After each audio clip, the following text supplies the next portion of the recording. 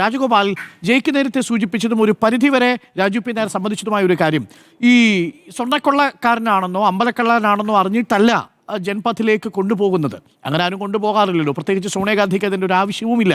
മറുഭാഗത്ത് കടകംപള്ളി സുരേന്ദ്രനും ഇയാളൊരു ഭക്തനാണ് എന്ന നിലയിലാണ് സ്പോൺസർഷിപ്പ് മായി ബന്ധപ്പെട്ട ചർച്ചകൾ നടന്നിട്ടുണ്ടാവുക, വീടിൻ്റെ താക്കോൽദാനത്തിനും പോയിട്ടുണ്ടാവുക.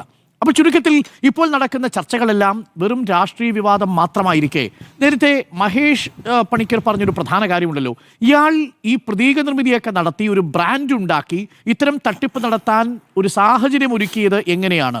അതിലേക്ക് അന്വേഷണം പോകേണ്ടതല്ലേ? ഈ സ്വർണ്ണത്തിൻ്റെ പിന്നാലെ മാത്രം പോയാൽ ഈ സ്വർണ്ണം ഇനി കണ്ടുകിട്ടുമെന്ന് താങ്കൾ കരുതുന്നുണ്ടോ? ഇത് ഉരുക്കി കഴിഞ്ഞു എന്ന് സ്മാർട്ട് ക്രിയേഷൻസിൻ്റെ ഭണ്ഡാരി പറഞ്ഞു കഴിഞ്ഞു. ആ ഉരുക്കിയ സ്വർണം ഇനി പഴയതാണോ പുതിയതാണോ എന്ന് തിരിച്ചറിയാൻ പോലും കഴിയില്ലല്ലോ. എത്ര സ്വർണം തന്നെ കട്ടു എന്ന കാര്യത്തിലും കൃത്യത വന്നിട്ടില്ല. സ്വാഭാവിക ജാമ്യം കിട്ടി പ്രതികൾ പുറത്തു വരാൻ പോകുന്ന ഒരു സാഹചര്യമാണോ ഉണ്ടാകാൻ പോകുന്നത്? രാജഗോപാൽ.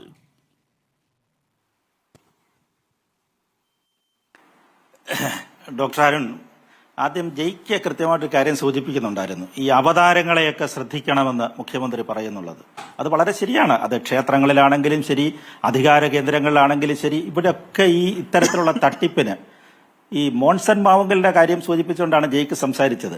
അത് KPCCയുടെ മുൻ അധ്യക്ഷനായിരുന്ന ശ്രീ MP സുധാകരനെ അവിടെ മോൺസൺ മാവുങ്കലിന്റെ വീട്ടിൽ കയറിയത്. മോൺസൺ മാവുങ്കൽ ഒരു രാഷ്ട്രീയക്കാരനാണെന്ന് പറയാം. നമ്മൾ വേറെ ആരെയല്ല അവിടെ കണ്ടിരുന്നു. നമ്മുടെ സംസ്ഥാന പോലീസിലെ ഏറ്റവും മിടുക്കന്മാര് അല്ലെ, ഏറ്റവും മിടുക്കന്മാര്, ഏറ്റവും ടോപ്പ് ലെവലിലുള്ള ഉദ്യോഗസ്ഥന്മാര്. മോൻസൺ എവിടുന്ന് ഒരു ഒലക്കയുണ്ടല്ലോ, നമ്മൾ നാടൻ ഭാഷ ഒലക്കാന്ന് പറയും, ഒലക്കയെടുത്ത് ആണ് ഒരു ഉദ്യോഗസ്ഥന്റെ കൈ കൊടുത്തേച്ച് പറയാണ് ഇത് മോശയുടെ വടിയാണ്. അദ്ദേഹം അത് പിടിച്ചുകൊണ്ട് നിൽക്കുകയാണ്. വേറൊരു കട്ടിൽ കാണിച്ചിട്ട് പറയാണ് ഇതിലെന്തോ എബ്രഹാം ലിങ്കണെ പ്രസവിച്ചപ്പോൾ അമ്മ കിടന്നാണെന്നോ എന്തൊക്കെയോ പറഞ്ഞിട്ട് ഇതിന്റെയൊക്കെ അടുത്താണ് നമ്മുടെ ഏറ്റവും പോലീസിലെ ഉന്നത ഉദ്യോഗസ്ഥന്മാർ നിന്നിരിക്കുന്നത്. അപ്പൊ ഈ പോറ്റിയെ പോലുള്ള കഥാപാത്രങ്ങൾ അല്ലെങ്കിൽ മോൻസനെ പോലുള്ള കഥാപാത്രങ്ങൾ സർവ്വസാധാരണമാണ്. അവരുടെ മുമ്പിൽ നമ്മൾ ഈ പോലീസ് ഉദ്യോഗസ്ഥന്മാർ ഏറ്റവും മികച്ച കുറ്റാന്വേഷണ വിദഗ്ധരെന്ന് സ്വയം കരുതുന്നയാളാണ് ആ സിംഹാസനത്തിൽ അംശവടിയും പിടിച്ചിരുന്നത്.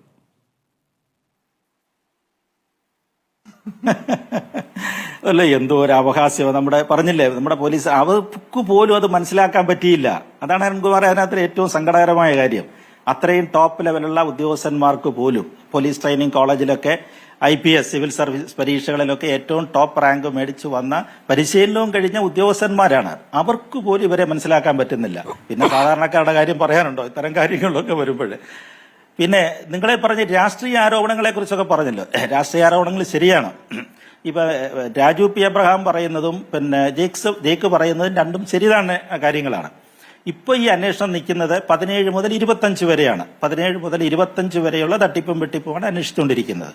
ആ സമയത്ത് ഇടതുപക്ഷ സർക്കാരാണ് കേരളത്തിൽ അധികാരത്തിലുള്ളത്. അവരുടെ നേതൃത്വത്തിലുള്ള ഭരണസമിതിയുമായിരുന്നു അവിടെ ഉണ്ടായിരുന്നത്. അതുകൊണ്ടാണ് LDFന്റെ പ്രതിനിധികൾ സ്വാഭാവികമായിട്ട് വന്നുപോയത്. പക്ഷേ ബഹുമാനപ്പെട്ട ദേവസ്വം ബെഞ്ച് പറയുന്നുണ്ടല്ലോ, ഇത് അവിടെ കൊണ്ട് നിൽക്കുന്നില്ല, ഇത് 2014 കൂടെ കൊണ്ടുപോകണമെന്ന് പറയുന്നു. 2014 അന്വേഷണം. അപ്പൊ ഇനി ഒരു അന്വേഷണം കൂടെ വരാൻ പോവുകയാണ്.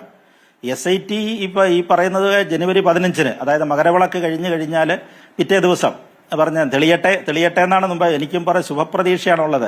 ഇത് അന്വേഷണത്തിൽ അവർക്ക് ചെയ്യാവുന്ന അവരുടെ ഒരു പരിധിക്കകത്ത് SITക്ക് ഒരുപാട് പരിധിയും പരിമിതിയും ഉണ്ടായിരുന്നു. ഈ അന്വേഷണം തുടങ്ങിയ സമയത്തൊക്കെ എല്ലാവരും കരുതിയത് ശബരിമലയിലും അതിന്റെ പരിസരത്തും ഒക്കെ തട്ടിപ്പ് നിൽക്കത്തുള്ളെന്നാണ് കരുതിയത്. പക്ഷെ ഇതിന്റെ വ്യാപ്തി മാറിപ്പോയി. അതും ബഹുമാനപ്പെട്ട ദേവസ്വം ബെഞ്ച് ആണല്ലോ അത് പറയുന്നത്. ഈ സുഭാഷ് കപൂർ മോഡൽ തട്ടിപ്പുകളൊക്കെ അതിനകത്ത് നടന്നിട്ടുണ്ട്. പാളികൾ ഇളക്കിക്കൊണ്ട് പോയിട്ടുണ്ട്. പാളികൾ ഇറക്കിക്കൊണ്ട് വിട്ട് റെപ്ലിക്ക എടുത്ത ശേഷം പാളികൾ വിറ്റിട്ടുണ്ട്. ഒറിജിനൽ പാളികൾ വിറ്റ് കാണും. അക്കാര്യത്തിൽ യാതൊരു സംശയവുമില്ല അരുൺകുമാർ. ഈ തിരിച്ചു വന്നതൊന്നും ഈ ശബരിമലയിലെ സ്വർണവുമല്ല. ഇപ്പൊ നമ്മൾ കഴിഞ്ഞ ദിവസം തന്നെ കണ്ടില്ല, ആകപ്പാടെ അവിടെ നിന്ന് കിട്ടിയിരിക്കുന്നത് ഏതാണ്ട് 100-120 പവൻ അല്ലെ, 120 പവൻ സ്വർണമേ കിട്ടിയിട്ടുള്ളൂ. ഇത്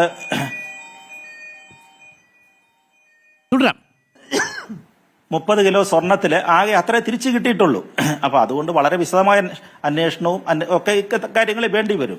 അപ്പൊ 2014 അന്വേഷണം പോവുകയാണെങ്കിൽ കോൺഗ്രസിന്റെ നേതൃത്വത്തിലുള്ള സമിതിയൊക്കെ വരുന്നത്. അതാണ് പ്രയാർ ഗോപാലകൃഷ്ണനൊക്കെ അവിടെ പിന്നെ സോണിയാഗാന്ധിയുടെ വീട്ടിൽ പോയ കഥയെക്കുറിച്ചൊക്കെ പറയുന്നത്. കോൺഗ്രസിന്റേതായ പ്രമുഖരായ നേതാക്കന്മാരുണ്ട്. ഒരു BJP നേതാവ് കൊണ്ട് കേട്ടോ. ഇപ്പോഴാണ് അദ്ദേഹം BJP നേതാവായത്. പണ്ട് അദ്ദേഹം കോൺഗ്രസ്സുകാരനായിരുന്ന സമയത്ത് അവിടെ നിന്നിട്ടുണ്ട്. ശബരിമലയിൽ അന്നദാനത്തിന് പോയിട്ടുണ്ട്.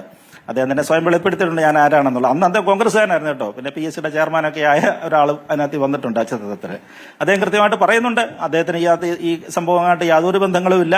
ഈ പറഞ്ഞതുപോലെ ഉണ്ണികൃഷ്ണൻ പോറ്റി അടൂർ പ്രകാശിനെയൊക്കെ വിളിച്ചുകൊണ്ട് പോകുന്നത് പോലെ ഇതിനു വേണ്ടി വിളിച്ചുകൊണ്ട് പോയതാണെന്നാണ് പറയുന്നത്. അപ്പൊ അത്തരത്തില് ഈ അമ്പ് കൊള്ളാത്തവരാരും ഇല്ല ഇതിനകത്തില്, അങ്ങനെ പറയുകയാണെന്നുണ്ടെങ്കിൽ. അപ്പൊ ഇത്തരത്തിലുള്ള തട്ടിപ്പുകൾ അതിനകത്ത് നടന്നിരിക്കുന്നത്. അപ്പൊ 14ലേക്ക് അന്വേഷണം വരട്ടെ. 14ലാണ് ഏറ്റവും പ്രധാനപ്പെട്ട അന്വേഷണം, ഏറ്റവും പ്രധാനപ്പെട്ട. അതാണ് ഇതിനകത്ത് ഇനി കോൺഗ്രസ് പ്രതിരോധത്തിലാകുമോ എന്ന ചോദ്യം അവിടെയാണ്. എനിക്ക് തോന്നുന്നു കണ്ടുകൊണ്ടിരിക്കുന്ന പ്രേക്ഷകർക്കും ഒരു കാര്യം വ്യക്തമായിട്ടുണ്ട്. ഇപ്പോൾ പറഞ്ഞ വാക്കാണ് അമ്പുകൊള്ളാത്തവരില്ല ഗുരുക്കളിൽ എന്ന് പറഞ്ഞതുപോലെ. പക്ഷേ LDF കഷ്ടകാലത്തിന് ആ സമയത്ത് അധികാരത്തിലുണ്ട്. അയാൾ ഈ കച്ചവടം പ്ലാൻ ചെയ്യുന്നതും തട്ടിപ്പ് നടത്തുന്നതും നമ്മൾ പുറത്തു വന്ന വിവരം അനുസരിച്ചത് LDF സർക്കാരിൻ്റെ കാലത്താണ്. മറിച്ച് UDF സർക്കാരാണ് ഭരിച്ചിരുന്നതെങ്കിൽ ഇത് കണ്ടുപിടിക്കുമായിരുന്നു എന്നുള്ളതാണ് ചോദ്യം. സോണിയാഗാന്ധിയുടെ അടുത്തേക്ക് പോലും ഉണ്ണികൃഷ്ണൻ പോറ്റി എത്തിച്ച് അത്രയും വലിയ ബ്രാൻഡിങ്ങിനുള്ള സാഹചര്യം ഒരുക്കി കൊടുക്കുമ്പോൾ ഈ ഉണ്ണികൃഷ്ണൻ പോറ്റിയെ UDF ആണ് ഭരിച്ചിരുന്നതെങ്കിൽ കണ്ടെത്തുമായിരുന്നു എന്ന മറുചോദ്യവും പ്രസക്തമല്ലേ?